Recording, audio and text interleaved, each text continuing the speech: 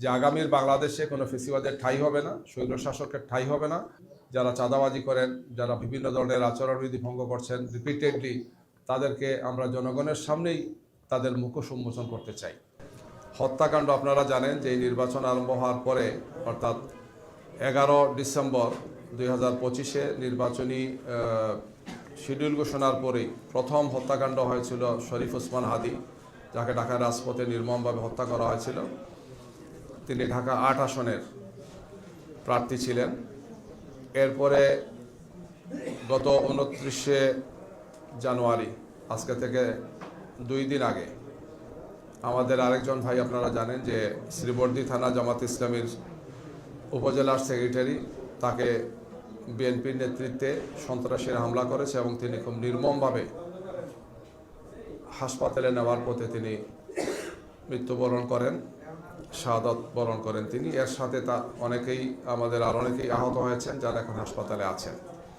এই ঘটনাকে কেন্দ্র করে আমরা মামলা করেছি, প্রশাসনকে জানিয়েছি এবং আমরা আপনাদের সামনে এখানে প্রেস ব্রিফিং করেছিলাম, তখন আপনাদের বলেছিলাম। আমরা সাংবাদিক বন্ধুদের মাধ্যমে দেশবাসীকে জানাতে চাই যে আগামীর বাংলাদেশে কোনো ফেসিবাদের ঠাঁই হবে না, স্বৈরশাসকের ঠাঁই হবে না। যারা নারীকে হেনস্থা করেন, যারা চাঁদাবাজি করেন, যারা বিভিন্ন ধরনের আচরণবিধি ভঙ্গ করছেন রিপিটেডলি, তাদেরকে আমরা জনগণের সামনেই তাদের মুখ উন্মোচন করতে চাই। আমরা আপনাদের মাধ্যমে এই কথাগুলো জাতির সামনে উপস্থাপনের অনুরোধ জানাচ্ছি। সবাইকে ধন্যবাদ।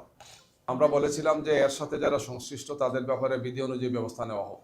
সরকারের পক্ষ থেকে, নির্বাচন কমিশনের পক্ষ থেকে টিএনও এবং ওসিকে প্রত্যাহারের কথা তারা বলেছেন।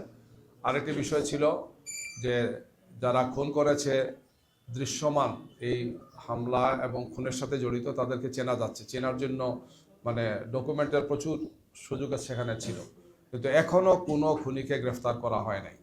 তো আমরা জোর দাবি জানাচ্ছি যে এই সমস্ত চিহ্নিত খুনিদেরকে যদি গ্রেফতার করা না হয়, যে অস্ত্র দিয়ে তারা এই কাজটা করেছে সেগুলো যদি উদ্ধার না হয়, তাহলে জনমনে আতঙ্ক থাকবে।